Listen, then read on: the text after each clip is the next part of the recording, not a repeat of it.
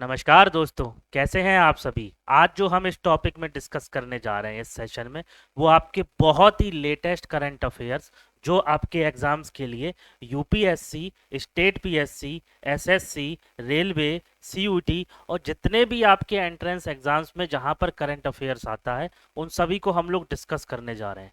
बहुत ही शानदार सेशन है, बहुत ही शानदार आपके क्वेश्चन हैं, जो आपके क्वेश्चंस पॉलिटिकल साइंस से रिलेटेड होंगे। आपको बाकी मैं आगे डिस्कस करने जा रहा हूँ कि इस करंट अफेयर्स की सीरीज में, इस सेशन में जो हमारी नीव की सीरीज है, उसमें इस वाले सेशन में आपके क्वेश्चन जो है वो पॉलिटिकल साइंस से मिलेंगे, पॉलिटिक्स से मिलेंगे। आपके कुछ क्वेश्चन जो है वो इकोनॉमी के रहेंगे और कुछ क्वेश्चन जो है आपके वो आपके रहेंगे ज्योग्राफी से। तो ये आपके सेशंस में आपको बहुत ही शानदार क्वेश्चन देखने को मिलेंगे। तो चलिए अब हम लोग शुरू करते हैं। आपका पहला जो क्वेश्चन है वो बहुत ही अच्छा क्वेश्चन है और कह रहा है, विच of the following represent the quorum of Rajya Sabha and Lok Sabha. तो ऑप्शन नंबर जो ए है आपका वो है 1/10 of the total membership, 1/20 of the total membership, third option 2/3 of the total membership, या फिर option number D half of the total membership. आपका यहाँ पर क्वेश्चन, ये जो सीरीज है वो मेरी बाइलिंगुअल है या आप ये कह सकते हो इंग्लिश में है।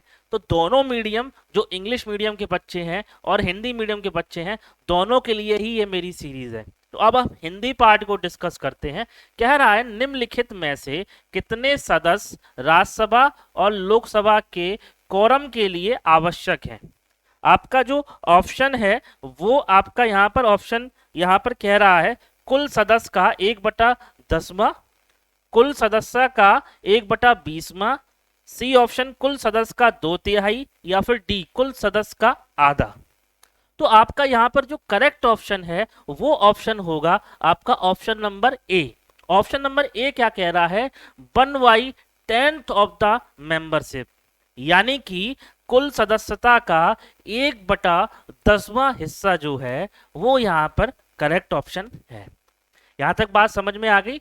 कोई भी क्वेश्चन जो भी इस सीरीज में, नीव की करंट अफेयर्स की सीरीज में जा रहा है, अगर आपको डाउट हो तो आप मेरे से कमेंट करके पूछ सकते हो।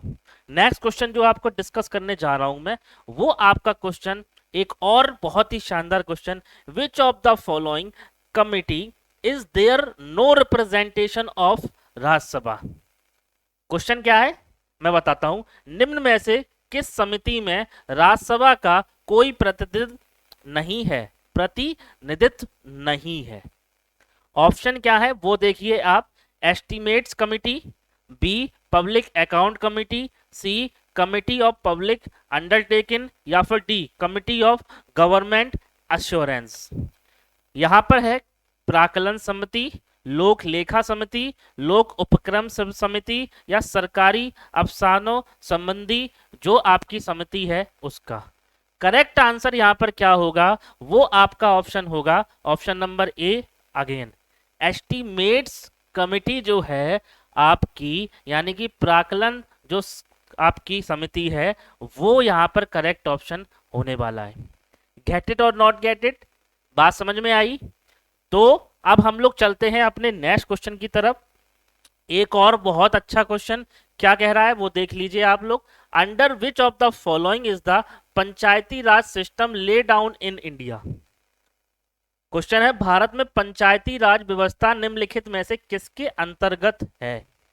Option number A directive principle of state policy, option number B fundamental rights, option number D fundamental duties, या फिर option number D preamble of the constitution. Option A राजनीति के निर्देशक सिद्धांत, बी मौलिक अधिकार, सी मौलिक कर्तव्य, या फिर डी संविधान की प्रस्तावना। आपका यहां पर जो करेक्ट ऑप्शन होगा वो ऑप्शन होगा राजनीति के निर्देशक सिद्धांत, directive principle of state policy. Got it or not got it. Next question पे चलते हैं हम लोग, और वो क्वेश्चन आपका यहां पर बहुत ही अच्छा क्वेश्चन है। यहां पर क्वेश्चन है आपके टूरिज्म से कह सकते हो, हाईवे से रिलेटेड कह सकते हो, रोड ट्रांसपोर्ट से रिलेटेड कह सकते हो। तो आपका क्वेश्चन जो यहां पर कह रहा है वो क्या कह रहा है आपको, वो कह रहा है विच of the following national highway, ठीक है, passes through the famous tourist place Khajuraho. Khajuraho जो है वहां से आपका कौन सा नेशनल हाईवे जो है वो पास होता है।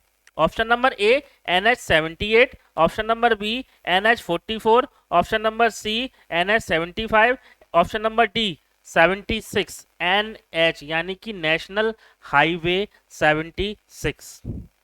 यहां पर आपको पढ़ने की जरूरत नहीं है, सेम है आपका।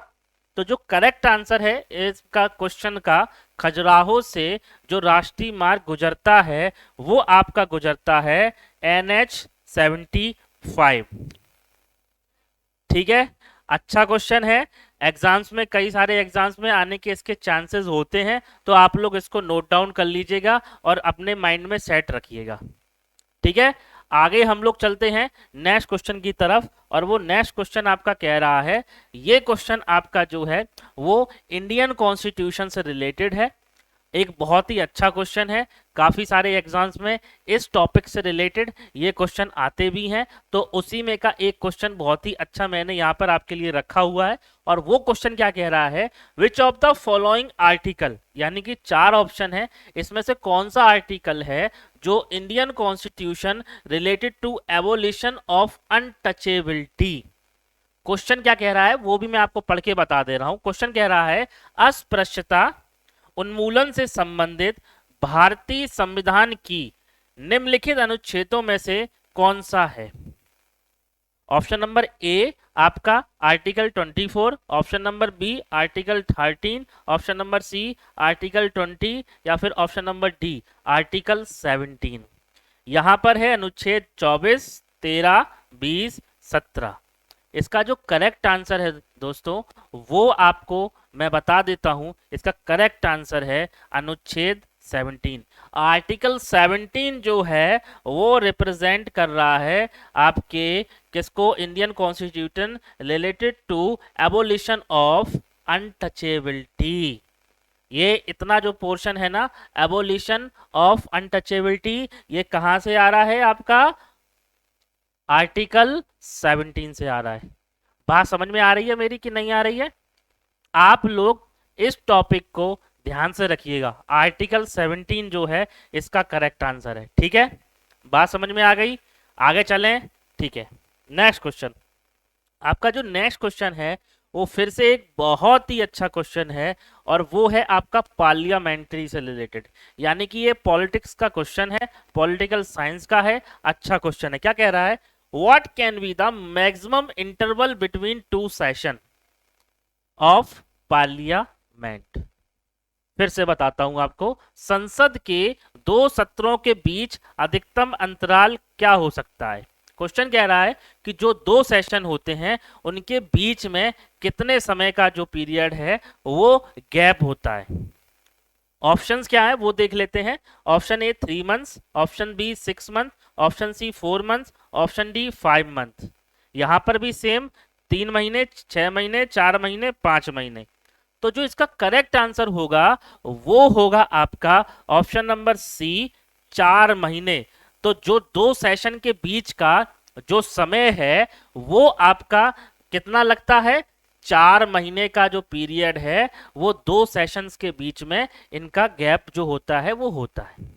ठीक है, जैसे आपने कई बार न्यूज में देखा होगा, पढ़ा भी होगा, विंटर सेशन, समर सेशन, या जो भी आपके सेशंस पार्लियामेंट के होते हैं, आपके संसद भवन में जो आपके सेशंस चलते हैं उनके दोनों के बीच में जो गैप होता है वो 4 महीने का होता है। बात समझ में आ रही है कि नहीं आ रही है?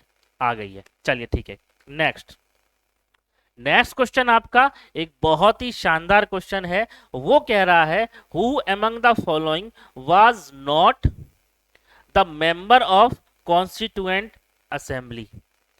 जो कॉन्स्टिट्यूएंट असेंबली थी यानी कि आपकी संविधान सभा, उसका सदस्य नहीं था। तो ऑप्शन नंबर ए क्या है, Sarojini Naidu, option number B Harsha Mehta, option number C Indira Gandhi, option number D Ammu Swaminathan. Correct option है इंदिरा गांधी जी आपके कॉन्स्टिट्यूएंट असेंबली की मेंबर नहीं रही थी। ठीक है, बात समझ में आ रही? चलिए ठीक है, नेक्स्ट क्वेश्चन पे चलते हैं। नेक्स्ट क्वेश्चन हमारा है, वो क्या कह रहा है? वो कह रहा है how many members are nominated to the state legislative council by the governor. ठीक, बहुत ही शानदार क्वेश्चन है, कई बार एग्जाम्स में आए हुए हैं। कह रहा है राज्यपाल के द्वारा राज्य विधान परिषद में कितने सदस्य जो है वो मनोनीत किए जाते हैं? Option number A 1/2, option number B 1/6, option number C 1/8 या ऑप्शन नंबर डी 1/12। यानी कि 1/2 भाग, 1/6, 1/8 या फिर 1/12 भाग। आपका जो करेक्ट आंसर है वो है आपका 1/6। टोटल मेंबर अगर किसी भी असेंबली में, मान लीजिए लेजिस्लेटिव काउंसिल की जो असेंबली है, विधान परिषद या विधानसभा, उसमें सपोज करिए आपके जो मेंबर हैं टोटल, उनका 1/6वां हिस्सा जो है वो उस मतलब स्टेट का जो गवर्नर होगा उसके द्वारा नामित किए जाते हैं, या आप कह सकते हो उसके द्वारा बनाए जा सकते हैं। तो करेक्ट आंसर आपका हो गया ऑप्शन नंबर बी। आगे चलें, कोई समस्या? चलिए नेक्स्ट क्वेश्चन पे चलते हैं।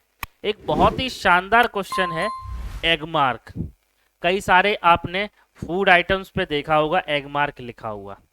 ये क्वेश्चन जो है कई बार कई सारे डिफरेंट एग्जाम्स में आता है। अपार्ट फ्रॉम करंट अफेयर्स, कई बार जनरल अवेयरनेस के क्वेश्चंस में भी आ जाता है, या जहां पर फूड से रिलेटेड क्वेश्चन होते हैं वहां पर भी ये क्वेश्चन आ जाता है। तो क्वेश्चन क्या है?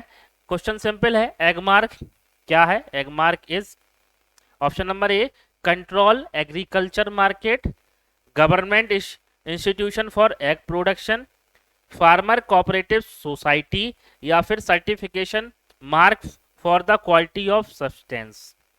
ठीक है, एग मार्क, फिर अगेन नियंत्रण कृषि बाजार, अंडा उत्पादन के लिए एक सरकारी संस्था, किसानों की सहकारी समिति, पदार्थों की गुणवत्ता के लिए एक मोहर। यहां पर जो संस्था लिखा हुआ है ये संस्था आपका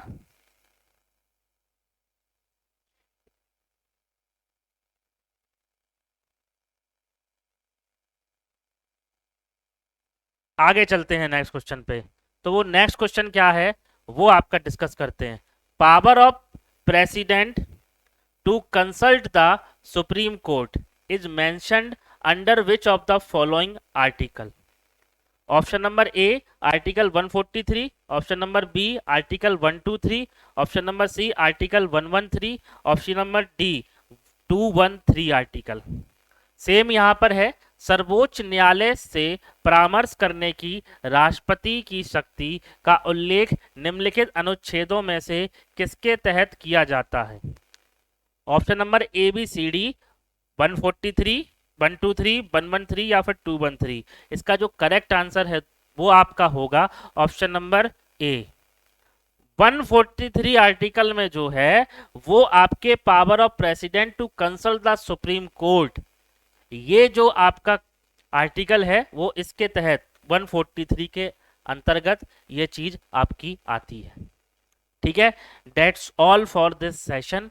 अगर आपको कोई भी जो हमने क्वेश्चन रिलेटेड आपके जो भी चीजें बताई हैं, किसी भी क्वेश्चन से आपको कोई भी डाउट हो, आप मेरे को कमेंट सेक्शन में जाके लिख सकते हो, आप बता सकते हो।